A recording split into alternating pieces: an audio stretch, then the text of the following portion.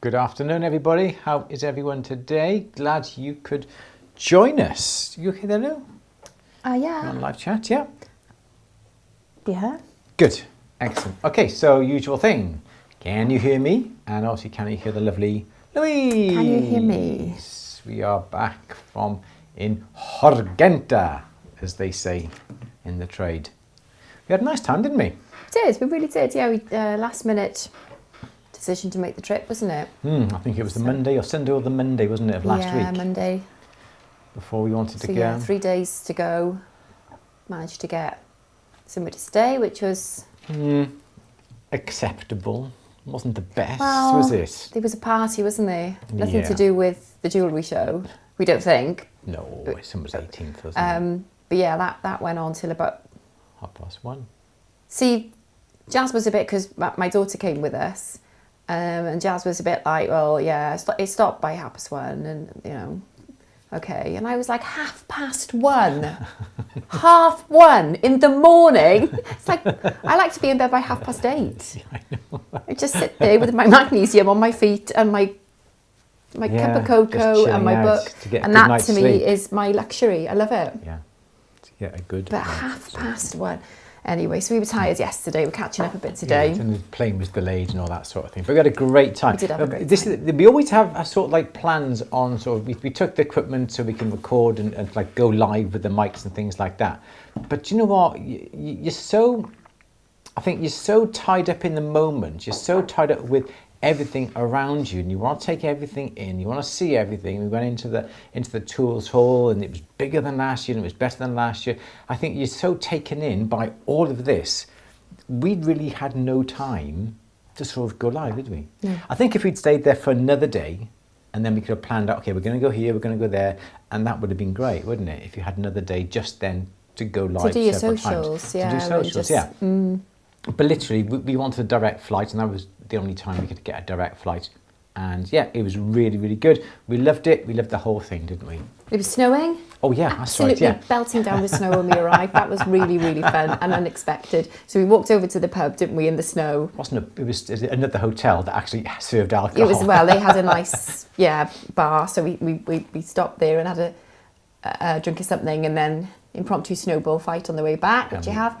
But and we walked back. Yeah, it was good. So what was your highlight? What was your favourite? I would happily have stayed another day if I could have, but we couldn't. And I loved, there was so many people now within the tools and supplies section now that are doing, in fact, this one actually wasn't, this was in B2, wasn't it? They're doing live demonstrations, and they got all the big screens, the big monitors, GRS Europe, Dual-Illusion, I can never even say it. Pronounce it. Dual-Illusion. I think it's, yeah. Dual-Illusion. You know, they had 4 demonstrators every single day, huge televisions, rows of chairs, absolutely brilliant. I went to see Pablo. He was doing a few talks on the stage. Went to see him, had a chat with him, all was good. May have something coming out later on in the year. I'm not going to say anything just yet, but all these sort of things. So yeah, a lot of things went on which were really, really good. I had my book, didn't I, last Thursday? You did? Where is it? It's downstairs. Do you want me to get it? Yes, please, yeah. Okay. So yes, please. Well, right now? Now, I'll go now then, okay. Now. So last Thursday, my only copy, in the UK. Which, who is it? Was, it's on top of the safe. Oh. was delivered Thursday morning. I'm entitled to X number of free copies. They sent me 1 copy in the post. The rest are coming by ship. So I had my 1 copy, and it's bigger than what I thought, which is good. There's a lot more pages than what I thought. And I think the quality is really, really good. We put it on social media, the postman coming to deliver it and all that sort of thing. We've had a flurry of orders. Thank you very much. You should have a drum roll or something now for this. Ah, that's okay. Much anticipated. You've seen this literally all day, every day since Thursday, haven't we? So this finally here. So this is the book. You can see how big it is. It's it's that big, and I am really, really impressed with it. The thickness, the quality of the whole thing. Let's come out on that camera a bit, shall we? Oh gosh, I'm falling over. Here we go. Let's try and get that straight again. Should we? There we go. So this is the book. If you want to order it, you can pre-order it. Go to atthebench.store and you can pre-order it. It's £20. You can have it signed. You can have it dedicated. Whatever you want to do. And we think it's an absolute brilliant, brilliant book. Picture there, picture there. Oh, there's a picture of me there. And it just goes on.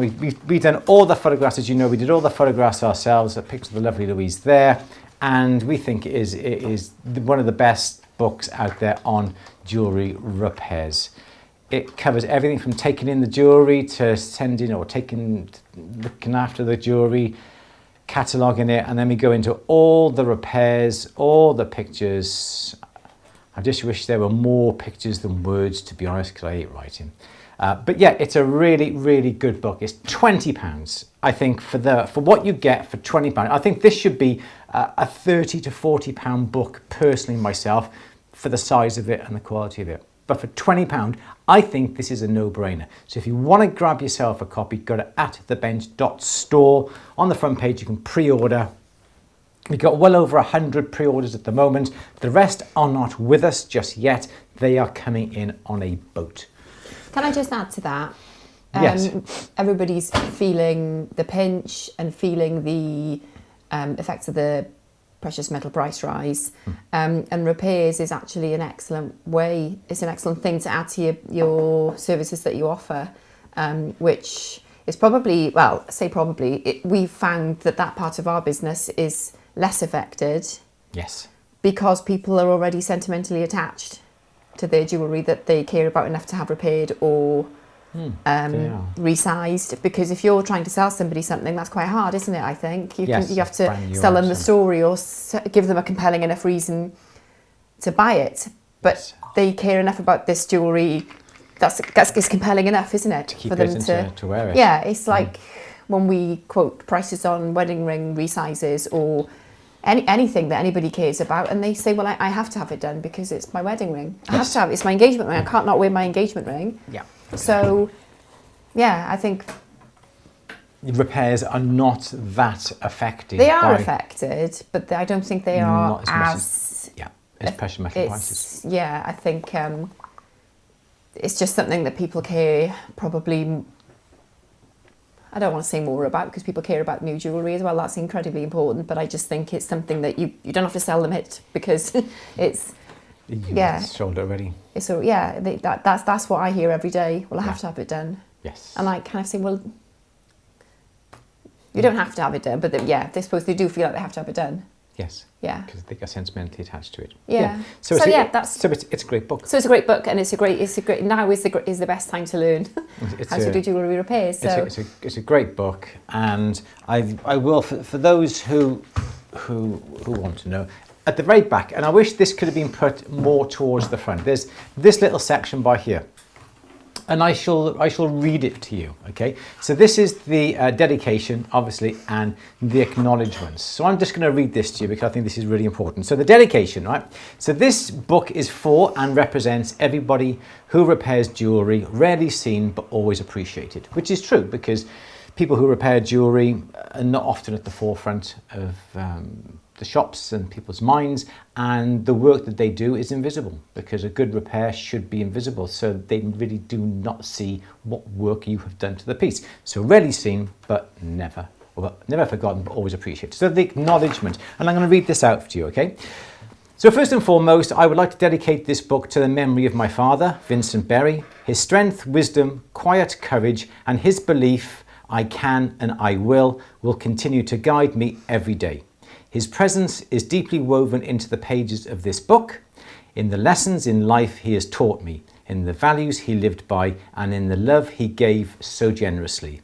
I hope this book would have made him proud. To my wife, Louise, thank you hardly seems enough. You are my rock, my sounding board, and my constant encouragement through every step of this journey. Your attention to detail, thoughtful feedback, and confidence helped me shape this book into what it is. I am endlessly grateful for your patience, your love, and your belief in this project and in me. This is much your accomplishment as it is mine. This book would not exist without either of you. One guided my past, the other shapes my present. Both inspire my future. You rotten sod, I need a tissue now. There we go. So just wanted to get that Lovely, out there. thank you. And you're welcome. Okay, so there we go. So if you're interested in it, just go to atthebench.store, pre-orders. As soon as the books come in, you will get them first. So over 100 pre-orders we got already, and I'm so looking forward to getting these boxes of books in and getting them all out in the post so everyone can see. It's a fabulous, fabulous book, even if I do say so myself. So Louise, do we have... Sorry. I can see there's lots of people coming through on the chat. I'll give you a couple of minutes to compose yourself. Thank you okay? you. Yes, I'm fine, thank you. That's okay. But it is true. Every word in that acknowledgement is true. Thank you. You big softie. Me? Yeah. Okay, should we have our first question? Yes. It is okay. Monday the 23rd of February. It is the last Monday in February. We'll be into March next week. We'll be here next Monday. I was thinking, we may not be here next Monday. We're going away with the family, so we may be back in time for 4, but we'll certainly let everyone know. Should we have our first question, Louise? I haven't got a question ready at all, but I do have a photograph. Oh yes, okay. Would you like to share my screen? Now? Please. Yes, now. Now. Okay, so I'm going to show you this. So Helena sent me a photograph of this beautiful brooch. Mm-hmm. So we were talking about brooch findings, weren't we? Oh yes, we were. So this brooch, Helena made from your M-Fold video. Okay, yeah. And notes from the wonderful Charles Luton Brain's book. So originally Helena intended using lapis, but that looked dull, so replaced the cab with kyanite. How lush is that? Yes. And you know, and Helena, he's done it. If you're here, he's done the video on the twisted cage setting. Is it on? At the bench. It's on At the Bench. If you're not here, I'll email you later, but you'll see the email before you hear me say that. So yeah, but look how gorgeous it is. It is lovely, isn't it? It's so lush. They just look so interesting, don't they? And they're so... it looks like Scottish, doesn't it? Really? You know, like Scottish brooch? Oh, okay, yeah. What, like thistle brooches? No, I don't. There's just some. I don't know. It's just got sort of a. Okay. No. Okay. I don't know why I think that. It's just getting that vibe off it. Very good. Love it. It's lovely. It's really good. Thank you, sweetie. Good. Isn't it beautiful? Okay, I got to find a question now, haven't I?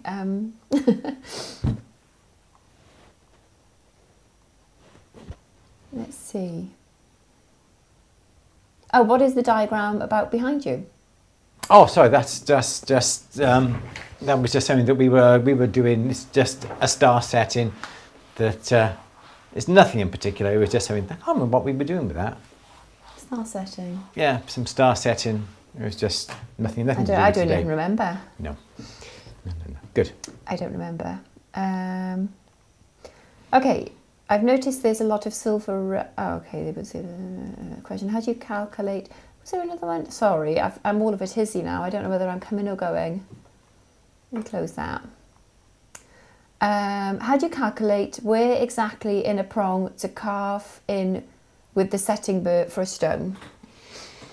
So you really do need to try and put the stone into the setting to start off with.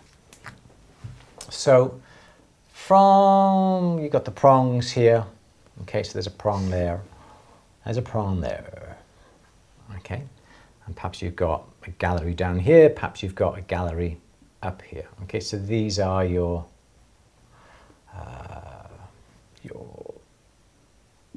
gallery, upper and lower. Okay, so now you need to get your stone. You need to put your stone into, because obviously these claws are going to be higher than what they really do need to be, so you can cut these claws down. So you can put the stone in. You can put the stone in so it rests on the top, if you wanted to, something like that, depending on where this stone is really going to come, and that should be touching there, so it's like that. Okay, so really, if you came along now and sort of drilled a hole here or made a bit of a curve here and made a bit of a curve here, when the stone comes in, it's going to drop down to here, which is going to leave quite a big space then. That'll come down to there, which will really leave quite a big space up here. So when you push the claw over, you're going to be left with a big gap. So that is not something that you want to do. You don't necessarily want to measure the distance from the top of the claw down to where the girdle goes. What you really want to do is to mark off where that stone comes to on the edge of the claw, but then look at the distance of what you're coming down here and not necessarily carve out in this area here, but come down a little bit more. Okay, so if that's the stone that's going into place and it's just touching on here, I would not necessarily cut my V or a curve here. I would just bring that down a little bit more. So what you're thinking about is that the edge of this stone here really needs to come in about 1/3 of the way into the claw or the prong.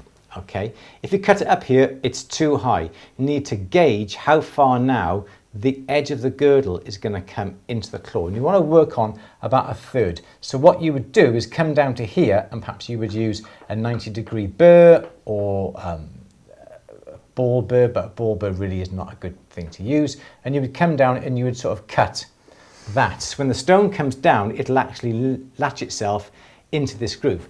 You can then, the best thing to do then is just to ease this bit of a claw backwards slightly. So it's more then like that. Push the stone into place, okay, because the stone's going to be a bit of a job to get into place. So push that back a little bit. So it's going to be more so like that, yeah, because that's your claw. Push the stone into place, it'll click down nicely into the groove here, nice and tight, and then all you need to do then is to perhaps even just bring that claw vertical or take it vertical and a little bit further over for then that stone to come into place. Because if you did that and you cut it up here, the stone's really not going to, where that stone touches, it's really not going to work. Okay, so you want to, don't cut where the girdle touches, come down a little bit. And that little bit is with experience, but don't go all the way, come down a fraction, and the stone will fit a lot better. A little bit more complicated than what, I made it more complicated than what it actually is. But that would be the best thing to do. Yes, okay, good. There was a question about refining silver and metal. We can't advise on that. I'm afraid it's not something we do. I wouldn't personally suggest anybody do that. Yeah, there's a lot of talk in the chat now, and we do have to say any advice undertaken by anybody in the chat, or sorry, undertaken, any advice accepted, followed from the chat. It's not our advice. We can't endorse anybody else's advice, and yeah, it's not something we recommend doing. No. There are several ways to do it, and they all involve very dangerous acids and so forth.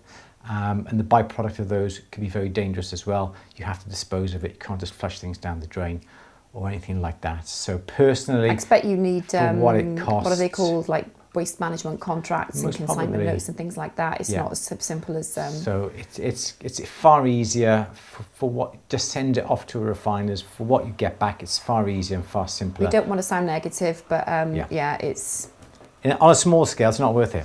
Not worth it at all. Yeah. Okay.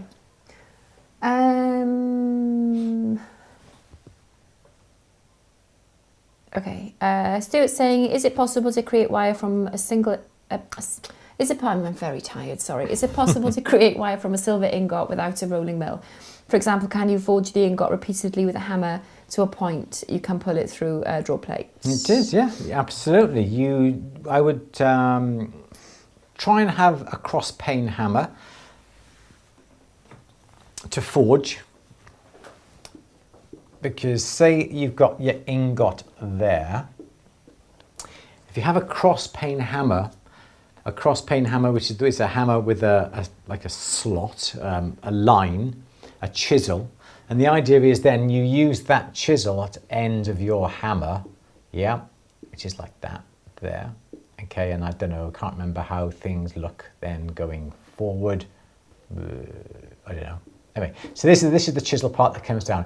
Every time you hit the metal this way, it's going to put a line in, but it's also going to stretch the metal that way and that way. So that is and that hits that way. That is the direction you want to hit your ingot to try and lengthen it this way. Okay. If you have a ball peen, which is like a rounded end, it's going to spread the ingot all around. So it's going to spread it wider and longer, and you don't want that. You want to try and lengthen the ingot more than widen it. So as you lengthen it, hammer then this side, hammer the other side, hammer the other side, and knead it, and keep hammering with that action, and the ingot then will get longer and longer, and then thinner and thinner. Yes, it is certainly possible. What also I would do is that, say you've got a draw plate that's, say, 4 millimeters round, or say the biggest would be 5 millimeters round. It's going to be very hard to pull a piece of wire 5 millimeters round. So perhaps I would keep taking the square wire down to about 4.5 millimeters.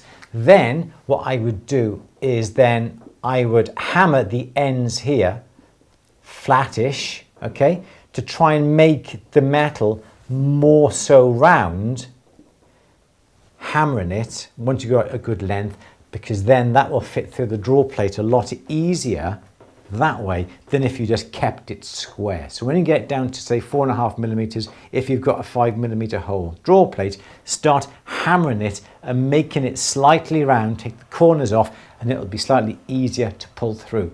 Don't forget to anneal it before you pull it through your draw plate. Yes, Lou?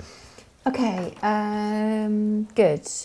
Right, Caitlin is saying, I put silver ring in ultrasonic after final polish, and it came out with a strange grey blotchy patina that I could only remove by repolishing. This is the bane of my life. This happens to me as well. I hate it. It does, yeah. Is it the solution? I don't think. I just think it's the... But with mine, it's like a white crust. It's like frosting, isn't it? It's almost like calcification on the outside, and it doesn't look... It sounds like a similar thing. It is, yeah, most probably it is, yeah. I think it is due to... I'd love to know what's causing it. I think it's just due to the ultrasonic waves being directly above the silver item. And I just think it's due to the length of time it's in the ultrasonic. So less time? Less time, because if your ultrasonic solution is new and it's to the correct temperature, around 50 degrees, you really just have to get your silver piece and just dunk it like that out to the ultrasonic solution and take it out. For how long? And that is it. 10 seconds. Oh. That's all you need to do. Because at the end of the day, the polish is just on the surface, isn't it? Or perhaps in so why doesn't it happen? Crannies. It doesn't happen with gold. It just happens with silver. I don't know. It could be due to perhaps old ultrasonic solution. Perhaps there's particles in the ultrasonic solution, and the waves are going like this, agitating the surface. So yeah, you just don't want to just put it in the ultrasonic and leave it. Pay attention, stand over it, dip it in, dip it out, swish it around. But the whole point of the ultrasonic surely is you just put it in there and then it does its job and you can leave it. It does 5 seconds, 10 seconds, then you take it out. That's it. That's all you need to do with the ultrasonic when you've got like fresh solution. Especially with a lovely, because I remember I was polishing some medals for the... Susan said, I knew Susan would have for the Royal Mint. A fix. Sounds like dissimilar metals reacting. Well, it happens when I've just got silver in there on its own. There's no other metals in it. So it's happening on its own. It only happens to silver. It doesn't happen to... the only other metal I put in there is gold, isn't it, and platinum, but it doesn't happen to anything else. Because I wondered whether it was the solution that we were using. No. I think it's due to where your piece is positioned in the tank. Because if it's directly above the transducers in the bottom, it's going to get... Silver is very electrolytic. It's going to get more agitated. It's getting me more agitated. Where they are. So yes, just put it in there, dip, dip, dip, take it out, and you're done. Simple. Okay. All right. This is the reason why I was doing, when I was doing the medals for the Royal Mint 15 years ago, they were fine silver. And if I left them in there for about 30 seconds, you used to get a slight little mark. So I learned just to get the medal, stand there, in and out, dry it. And it was perfect. So they don't need to be in there any longer than that. If the solution's hot. Sonic. I think they all are, aren't they? They are, yeah. Stainless steel usually, yeah. I mean, steel shouldn't. It's only happened fairly recently, though. It's been happening for years. Oh, is it? Okay. Yeah. All right then. Sorry, so that's not much of a solution, is it? No, it is. Just it ultrasonic. It does get rid of it, rid of the dirt, but you just got to be a bit more attentive. If I find out, I'll email you, Caitlin. A bit more attentive. Email Charles. He'll tell you. Yes, good idea. Yeah. Good. I like using Argentium for chain links. There was. Oh, sorry, Sandy. Chain making question: is fusing fine silver links more difficult than soldering sterling silver links? No, it needs a little bit more skill, I'd say, knowing when the pieces are just going to flash, because the surface flashes just before it starts to melt, depending on how hot your torch is. It is better. There's no solder joint. In theory, there's no break. There's no join in it to break. It's a lot stronger, and you can fuse, because we were fusing the ring shanks when we did the Argentium workshop. We fused the ring shanks with that. You can fuse in fine silver, and Argentium silver is the best way to join the metals, and likewise with platinum as well. I think for me, though, the risk of melting them would be higher. Yeah. Yeah, absolutely. Yeah. Jill is saying, what's the difference between phosphor bronze and ordinary bronze? I presume it is going to be the alloy. I presume. I've ordered some phosphor bronze and to use them as engraving plates, but I found no real difference between any types of bronze that I've got. I think there is going to be a difference in the alloy, but this is more. Ask your dad tonight. Metallurgical. Yeah. I need to ask him about something else, don't I? So I think we got a question there's not much difference, to be honest. Not within jewellery side. I'll ask my dad. He will know for sure. He's a metallurgist. Yeah. He's retired now, but he will just know straight away. I'll let you know. Star is saying, can I solder 250 hallmark gold using 9 carat easy solder? I solder 250 hallmark gold using 9 carat. I don't know what 250. 250 purity, I would guess. That's nothing. That's a. Well, it's not in the UK, but it might be somewhere else. No, because 8 carat is the lowest you're going to get, and what's that? Okay. That's a third. That's 333, isn't it? I mean, yeah. If you're talking purity, I would say probably yes. Yeah, I would have thought so. But tell us what 250 hallmark gold is. Or do you mean 750 and it's hallmark gold? 750. Maybe. I don't know. We need a bit more clarity on that one, don't we? Okay. Trevor says, could it be lime scale from hard water? We've got quite soft water here, haven't we? So doesn't happen as quick as that, does it? No. It's nice. It's a good thought. It is like a lime scale, isn't it? Yeah. Yeah. It does look like that. Yeah. But Caitlin's is grey. Okay. I suppose mine's greyish white. Yeah. The old gods dead. Oh, this is good. I'm wondering if tantalum, we don't know if it's tantalum, would be a good metal to cold work for jewellery. So we were talking to, and the gentleman's name escapes me now. Francesco De Martins. Yes, he was. What a lovely guy. He's such a cool guy. Spoke 3 languages. Amazing guy. Anybody who speaks languages I'm impressed with, but he was really impressive because he designed these beautiful, really cool hats. That's so cool. And he's designed this range of tantalum, forgive me if I'm pronouncing it wrong, tantalum rings, which apparently is not a particularly inherently valuable metal, but his time and craftsmanship that he spent making these beautiful rings, and they're stunning, aren't they? They're hand engraved, they're brilliant, stones. He's used it with gold, pink gold and yellow gold, inlays, diamonds, gorgeous stuff. Yes. Incredibly durable. Can't be soldered. Can't be soldered. No, it can be welded, but under special circumstances. It's incredibly difficult to work with, but apparently it can be stretched. Yes. and it can be compressed. That's kind of as much as I know about it, because I only heard about it yesterday, funnily enough, day before yesterday in the show. So it's kind of like not the kind of...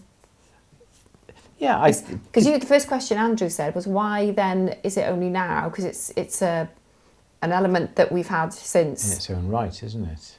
Yeah. 200 years, he said. Yeah. And he said because it's so difficult to work with. Absolutely. So, that's kind of as much as we know. It was inexpensive. It's not expensive, it's inexpensive. Yeah. So the cost of the metal itself is not a lot, but the time taken to finish it, the process, craftsmanship is where the cost of these pieces are. And I think he said a pair of them would be around about £2,000 or €2,000. I couldn't believe how heavy it was. It's quite a dense material, isn't it? Because I expected it to be a bit like titanium. Yeah, which is light, isn't it? It's the opposite in terms of heft. But as soon as I picked it up, I was like, "Ooh, it's quite weighty." Yeah, they were really lovely. It was nice, and there was a few companies, but I think he's been the one, Francesco De Marchant. He's the guy who has been responsible for promoting it and bringing it into the mainstream jewellery side of things. But yeah, lush, as you say, diamond set in it, inlay, beautiful, really gorgeous. Yeah, it was good. It was really cool.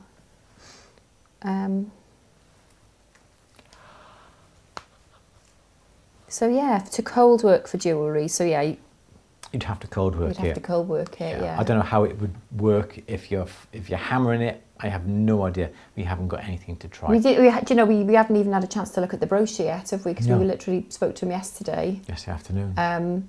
Apparently it's hypoallergenic, so it does sound like a very interesting material.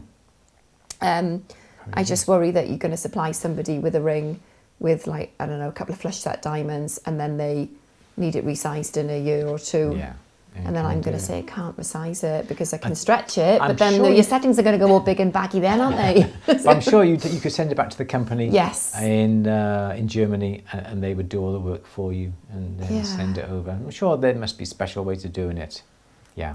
But no, it was a lovely, lovely metal. Really surprised. Dark grey, wasn't it? It's a really cool, but all the different textures as well.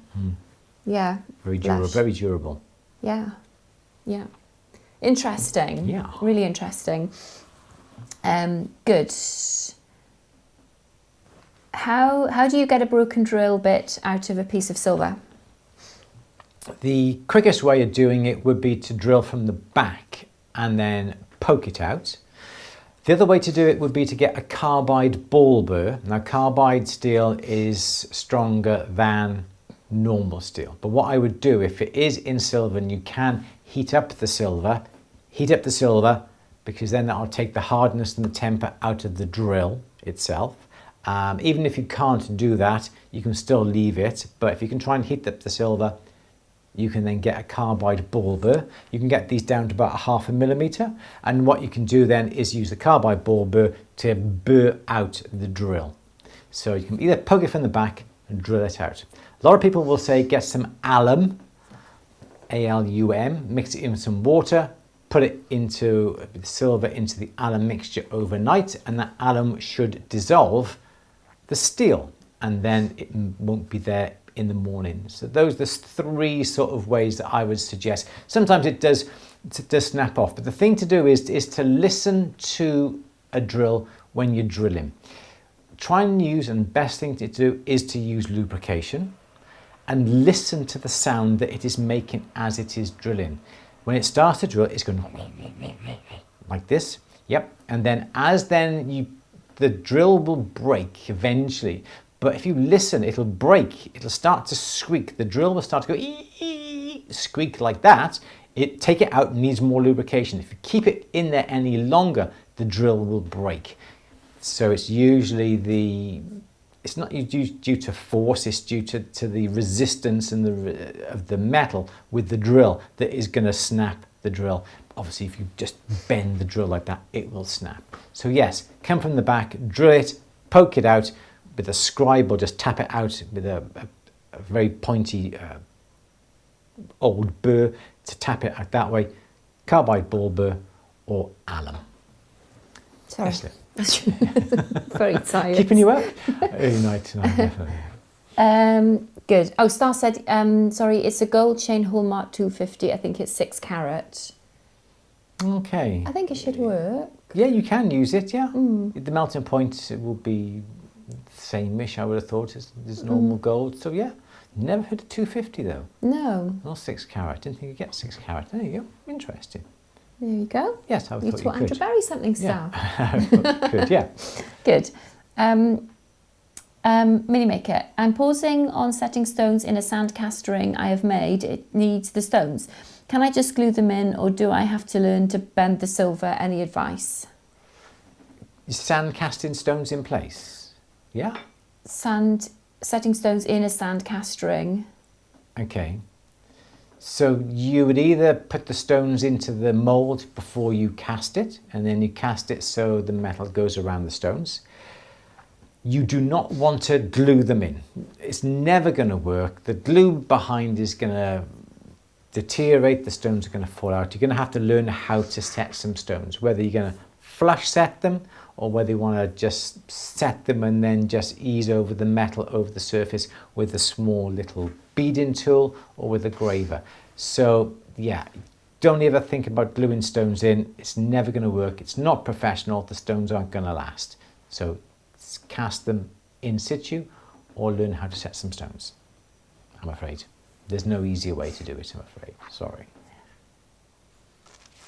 Yes, Lou. Good. Agnes says, tungsten needles for micro welding on silver around stones. Is there a best needle composition to choose from? I'm currently overwhelmed as they go from $12 to $100 for a set. Okay, so I don't know. There are different compositions. We've got, I think it's ISO Star, which the tungsten tips that we use for our lamp at PUK. We don't look elsewhere. We stick with the electrodes that are made for our machine. I don't know what the other compositions are going to be. I know there are different thicknesses, and I know within Lampert's range there are a couple of alloys. Some are better for silver and some aren't.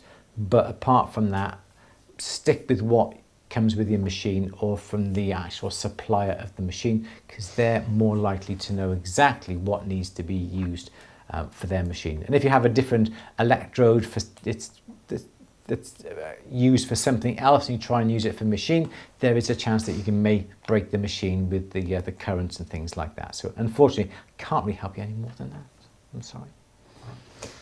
Okay. Anil is saying, do you use any particular software when registering and returning jewellery after repairs to customers? I currently use handwritten receipts but would like to digitalise the process. Well, we use handwritten receipts as well, but we back everything up to our system as well, so it gets kind of like we make notes on the system. So I mean, our system's not terribly efficient because we're doing it twice, aren't we? Yeah, absolutely. Which is, yeah, but because we've looked at it, so yeah, that's the way we do it. We looked at a couple of solutions, but they didn't tick all the boxes, and then but the boxes they didn't tick were important. I can't remember the reason for the one. It was they were important to us anyway. Yeah. So yeah, no, we just couldn't find, and because they're not cheap, and they weren't right. And I kind of said to the one company, if you can implement X, Y, and Z, then it would be great, and I'd bite your hand off, and yeah, have the big bucks then, isn't it? But absolutely. They just didn't really want to. No, we were going to go with, and I'll name the brand because everyone knows Branson. Branson, not Richard Branson, but Branson is an amazing piece of software, and a lot of shops do use it. I said, and I think they had repair side of things that we could have used, or there was an add-on. The repair sides were brilliant. I said, okay, brilliant. The one thing I can't see on your system is that do you do loyalty cards? No, we don't.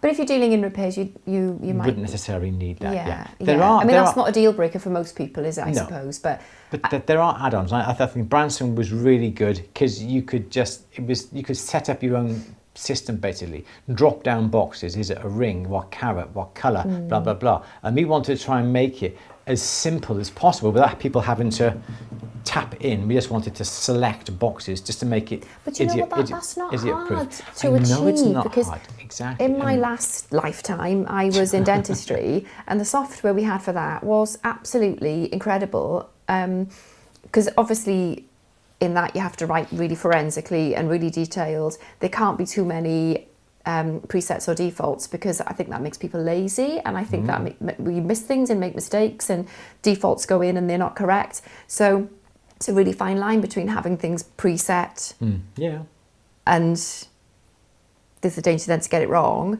So in fact, I spoke to somebody before Christmas. There was a guy, one of our customers, who develops software, and I was telling him about, I think there's this gap. So we were chatting about that, and he hasn't come back to me, but he's a very busy person. So, but if there is anybody who's really clever and can write software programs, oh my God, like, let's talk. And at the end of the day, it's just an access database. Yeah, I mean, that would then go from one database and link the databases together. If anybody... And because you want to be able to take a photograph, you want to link that photograph to the person, to the job, search. Well, the program we had worked like Windows. And it just did everything, and you could like extract data, import data, everything. You could run reports. It was just, and I came here and I was like, oh, what a pathetic system. Like, how do I? There's no metrics. There's nothing. But yeah, it's so if anybody does, I will be more than happy to help. Bite their hand off. Yeah, I'll give you all the advice, and I'm sure that you could get a little focus group together and. Absolutely happy with that. Yeah, definitely, because I think there's there are. I guess reward cards aren't important to most people, but if we've already had that system in the shop for a number of years and then we take it away, then it's going to maybe upset customers, which is the last thing we want to be doing. So there's a lot of information out there. There are a lot more programs out there now than what there used to be. I think there was a guy from Netherlands, something like that. We haven't looked in a couple of years, admittedly. There was one that looked pretty good. I think it was in the Netherlands, and it was good, but we just never went any further with it because we wanted it to tie in with the system we had already. But yeah, there are some amazing solely just repairs. You can, but again, it's a GIGO, isn't it? It's garbage in, garbage out. So you've got to make sure that what you enter is, otherwise you're going to get rubbish. Anyway, yes. I mean, I suppose could you do something on Excel? Yeah. Bound to be able to my Excel skills are not there at all, but obviously if you're digitalising things, you need to think about data protection. I mean, you need to do that anyway, even if you're working in paper copies, but where's the data being stored, all that kind of thing, I guess, isn't it? Yeah. To make sure that you're looking after people, because if you've got details of people's jewellery and their addresses and things like that, there's where is it stored? Very serious, very serious security concerns there. I used to work in digital marketing and web development. There is software that you can use to pull data into one report. Google does one. Yeah. Make it for us then, Star. Write a program. I'd love that. Please. I'll give you all the help that I can possibly give you, and tell you what needs to be in it from my point of view. And make it the best. Yeah. I will happily work with somebody. Good. Yeah. Let's do it. I think the PUK welder is an arc welder. It is, yeah. Is it like an arc and a pulse? Pulse welder. Yeah. Yes. Yeah. Good. Have you worked with 500 silver? I'm making a half-crown coin ring for my father's 80th. Oh, that's nice. No, we're not allowed to use, in this country, we're not allowed to use anything less than 925, unfortunately, because it's not legal in this country. So 500 wouldn't be allowed here. So unfortunately, we don't have any experience with 500. I'm awfully sorry. Okay. Good. Any more questions? Not at the minute, no. Good, okay. Anything else we need to say then? I don't know. Did we get any freebies? We got a few freebies. You bought a few books. I bought some books, left them at home. I bought some mosquito forceps. You did? They're cool. I've been looking for mosquito forceps, which are, how do you describe them? You know the ones that like doctors use? And they like open artery forceps, and they clamp. When you squeeze them closed, you can squeeze them closed. really tight or just a little bit tight. And Yeah, there's like a like little scissors. latch. So and I wanted them to, when we repair fine chains, you do it with the tweezer, don't you? And you just hold the tweezer, I'm going to do that, pack, done. And it's, but I'm there and I drop it and I got to find the link, So yeah, so I'm just using them to clamp the link, and then I hold it like that, like that, and then I'm done. It's really good. Fingers crossed then. So, and I found some really fine tipped ones at the show, so managed to get them home in my case. Yes. We went all the way to Munich to see the boys from Walsh, who are in London. Yeah, that was funny. And we had a meeting with them about plans for the Olympia show in September. It's the middle of the week. I think it's the Wednesday and the Thursday. It's okay. It's the first week of September. So we've been talking with that. So yeah, so we're going to be at Olympia in September if you are around. That's all. Hemostat. Yeah, that's it. Hemostat. Hemostat forceps. Okay. Obviously, don't use them on hollow chains because they will just squash it. Yes. Yeah, it's just those little fine chains that just want to be dropped. They're handy. Good. Okay. Good. Hemostat. Hemostats, yeah. Caitlin says, I mean gravers. Did I miss the first part of your question? Is there anywhere where we should have to do bright cutting? We do things like castle setting, shared claw setting, eternity ring setting. We've done halo setting. We have done channel setting. We've done a few films on that. There aren't that many films on the channel setting. We've done like a cheats channel setting pendant. I'm not quite sure whether we've done a channel setting ring, but there aren't that many films at the moment on At the Bench when it comes to sort of advanced setting. It's something that, yes, we will be looking at. Someone's blowing their horn, someone's not happy. We are going to be looking at something to do with more advanced setting a little bit later on this year. We're going to be doing a workshop on castle setting, and we're going to be doing a lot more sort of more intricate stone setting on At the Bench, but not for a few months, unfortunately. But yeah. Yes, Lou. Somebody's beeping their horn out there, aren't they? Very impatient. Okay, good. Could you cover bright cut, please? Yes.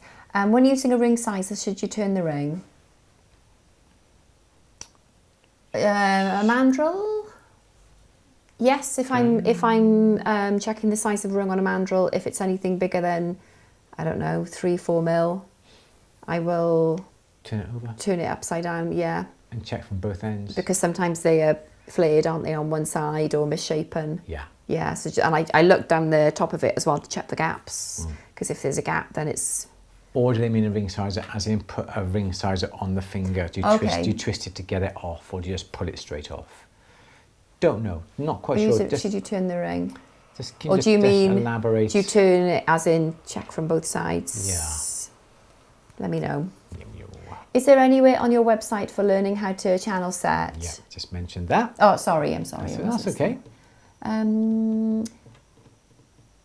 Does anyone on the chat have experience melting electric copper wire? Oh, no. Oh, Elizabeth, yeah, sorry. Yeah. I was like, I know this question.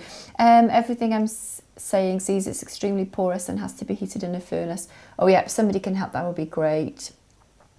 Barbara says, when adding chain to a pendant, what is your opinion as to soldering or not soldering jump rings closed? Usually, I would solder regardless. I'd even make sure that the clasps were soldered, definitely. It just adds that little bit extra security to both the pendant and also to the clasp as well. So yes, I would definitely solder as many of the jump rings. An open jump ring, I think is very amateurish. It's very basic, and there's a chance of loss. And the last thing you want is for you to do a repair and the customer comes back losing a chain, losing a clasp, or losing the pendant because you haven't bothered to solder the jump ring. So yeah, always solder it, yes. Okay, Linda said, and I love this, you ought to have a tool of the week every week. I love that. I'm all over that. Yes. Yes, Linda, I'm going to do that. I'm going to bring a tool every week. Okay. Don't you like that idea? I do, yes. Find something in the store. You can bring something down and go, this is tool of the week. Do, do, do, do, do, do, do, do, do, do, do, do. Wow. You could do. There you are. It's a jingle. Let's go on to Fiverr. See if someone can do a jingle for us. Okay. Yeah, Miss I love Louise's tool of the week. I love it, Linda. See, he's getting on board with it now. Good. Okay, we'll do that for sure. What are you laughing at? I'm just thinking of like sorry, I'm just thinking of what's it called? Oh, come on, what's his name? Oh, do you know the brain's gone, isn't it? Anyway, let's not dwell. My brain's just going like it's like it's like God, what's it? The bullseye. That's it. When they come at the end of it. Look at the prize of the week! Do do do! The big flashing lights. They bring out this speedboat or the car, that sort of thing. We'll just bring out that program, though, did it? We'll just bring out ring clamp, wedge style. Ooh, Andrew, Louise's. Anyway, tool of the week. I'm going to work on this. I think it's a good idea just to muck around, yeah. Okay. Okay. Tobias says, thanks for the info about 500. This is the silver. I was unaware it was illegal. I'm going to just clarify this now. Is that the case when a piece is under the hallmark weight requirement? You can't sell it as silver if it's under the purity that you're saying it is. You can't say that it's the purity just because it's not hallmarked. But then I guess you will already know that. If you're not selling it. This only applies to the UK. Obviously, you'd have to check the rules if you're outside of the UK, wherever you are.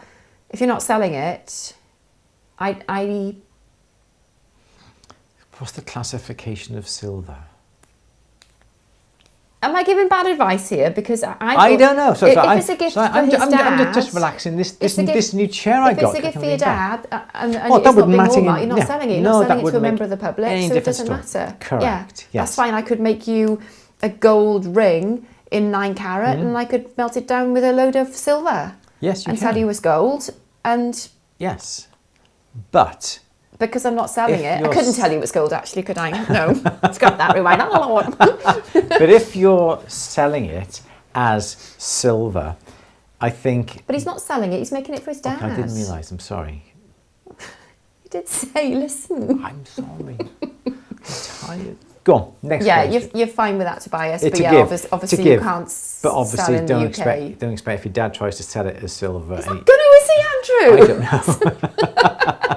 know. Sorry. Yeah, as it's a gift, it's fine. Yes. Yeah. Because I've made a couple of things for friends and they've tried to pay me and I've gone, I haven't hallmarked it, I can't accept any money. Yeah. So, yeah. Yeah. Let's not open that can of worms. Just buy me a bottle of Prosecco, which is a payment, so I shouldn't have done it, isn't it, really? Anyway. Okay. Are mini jewellery torches essential for precise soldering? I keep refusing to buy one. No. These sort of handheld torches, you can get the smaller one. I'm not quite sure where my smaller one has gone. They are butane. You can use them. They're no problem at all. Sometimes for fine, delicate work, it is not necessarily the size of the flame that you need. So you don't necessarily need a fine flame for fine chains, for instance, because a lot of the time it's not necessarily the direct heat from the flame that is being used to solder. Sometimes it's just the bottom part of the flame. So if you had your torch here, okay, so there's the inner cone and there's the outer cone here, and you are soldering say a chain, and here's your chain link down here, you can get away with the heat just coming off the edge of the flame to actually solder the chain here. So it's not necessarily the size of the flame that you need, it's the placement of the flame and the placement of the heat to melt the particular item. Again, if you have it's quite a good question because it's very debatable and it's dependent on what you want. If you had a big sheet of silver like that and you want to solder a small little piece on top of here, because these are small little granules, for instance, you don't need a small torch because the small torch is not going to give you enough heat to heat up the whole metal here. And this metal has to heat up to the same temperature as these little balls for the solder to flow equally upon the base and also onto the balls. So you can see a small torch you don't necessarily need. In fact, you need quite a big torch to heat up this area to melt the solder to adhere to those. So it depends on what you're after. We would recommend something like the Smith's little torch. The tips go from like a 1 to a 6. I've never used 1 to 5. I always use the 6 regardless of whatever it is I am soldering. Why? I'm lazy. I don't want to keep undoing the tips and putting another fine one, then having to adjust my gas pressure to allow for the amount of gas coming out and then trying to light the thing and it blows itself out. There's just too much trouble and too much hassle. So I would not change the nozzle. But if you use something like a water torch, a needle flame, aqua flame, something like that, you can easily change the nozzles on that to whatever size you want. Nice and quick, and the machine adjusts for the flame automatically. So I would stick with the torches that you've got for now. If you buy a Smith's little torch, you're going to have to invest at least sort of £500. If you don't want to go down the oxygen bottle route, you can get an oxygen concentrator, an Oxycon. If you're in the UK, you can buy them in other countries as well. And that, along with the propane tank, the torches and the torch itself, comes to about £500. So it is quite a big step up. You can buy Sievert torches or a Hoke torch or whatever other torches there are in other countries that use a single gas still, like a propane. And you can still use those larger torches with just the propane. But if you want a higher heat, a more precise heat, have something with oxygen as well. So something like that would be ideal. Yes, Louise. Good.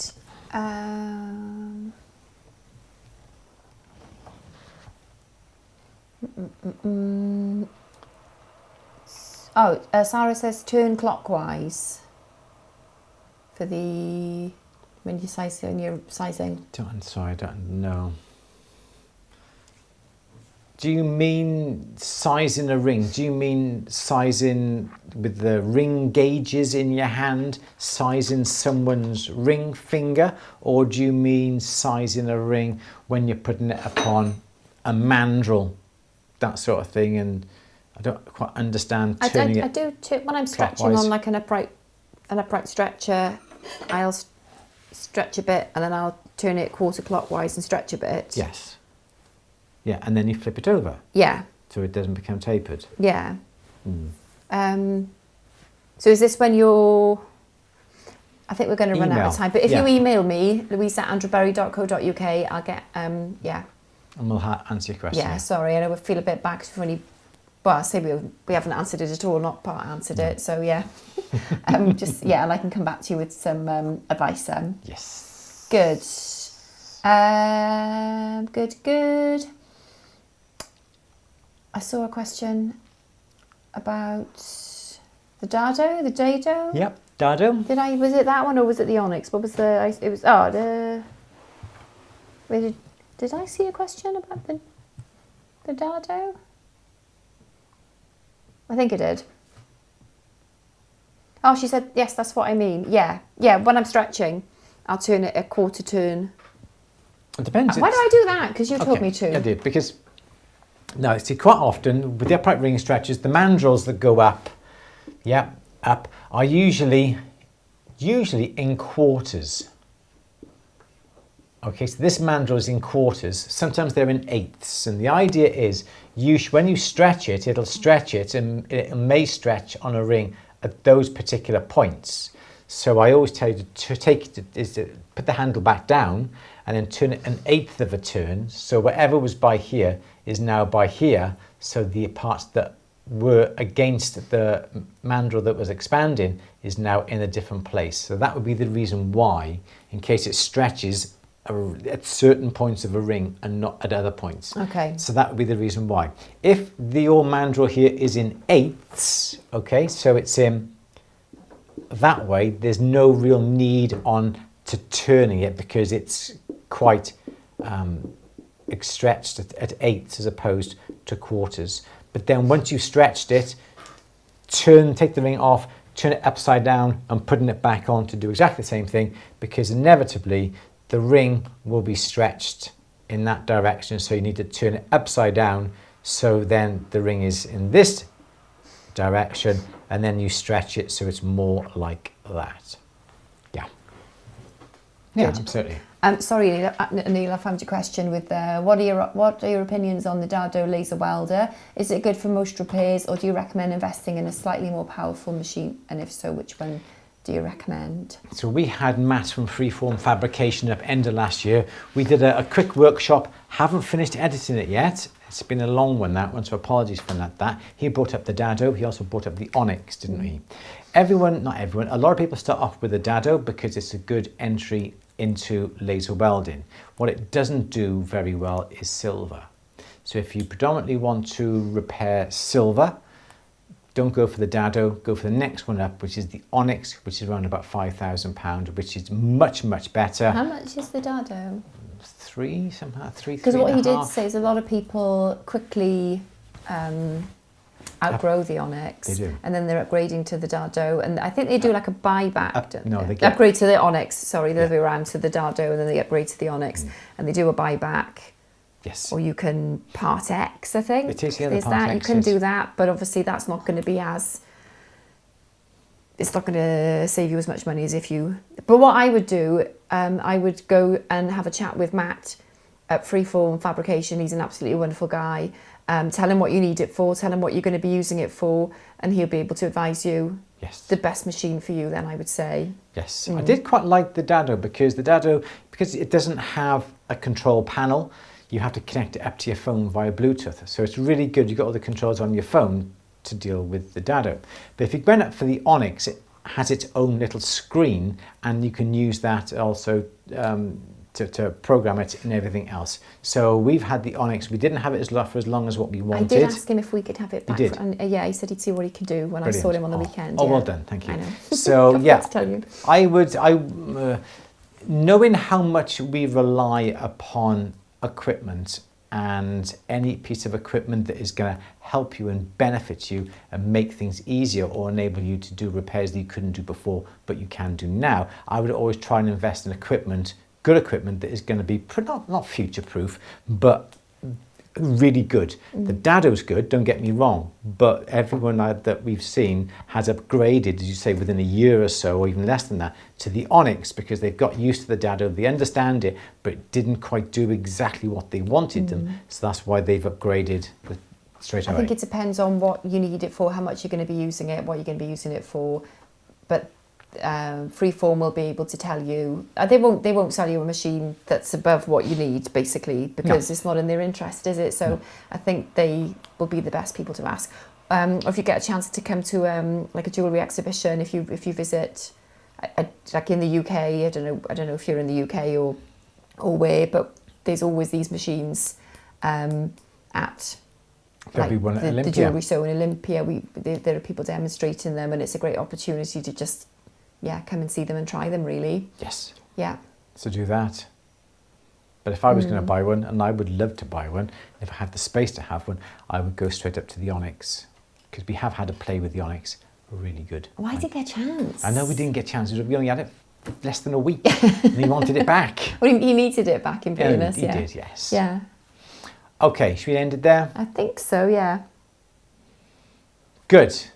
So everyone, thank you so much for coming on today. Do appreciate it. Sorry we're a bit jet lagged and everything else. Been a busy week. So we may not be here next Monday. Just putting that out there. We're not quite sure. We still may be away with But we might be with here family. Thursday. Well, I say here. We might be So here. We this- might be on Instagram. So, I'm yeah. waiting to hear back from Lee, actually. So this Thursday, normally do on a Thursday, we normally do an Instagram live. Is it Instagram live or Instagram rooms they call Yeah, it? but Instagram live rooms. Live rooms. Yeah. And we talk with Lee Malseed, who has a trade workshop down in Plymouth. Yeah, And we jewellery talk, repairer extraordinaire. we talk about things all to do with jewellery repairs. It's So me and the two grumpy old gits. Two grumpy old kids. So follow us at underscore. I love you, the Lee, I'm just underscore joking. Bench. And follow West Country Goldsmiths on Instagram. And if you do follow either of us, you'll be notified when we go live on Instagram. Usually around about 1 p.m. on a Thursday, isn't it? Yes. Yes. Yeah. Good. Should we go? I think so. Excellent. All right, everyone. We will let you know in good time whether we're going to be here for next Monday. Apologies if we're not, but catch us up on Thursday for some Instagram lives. Good. Anything else you want to say, Louise, before we go? I don't think so. Okay, should we say goodbye? Goodbye. Everyone, take care. See you very soon. Bye.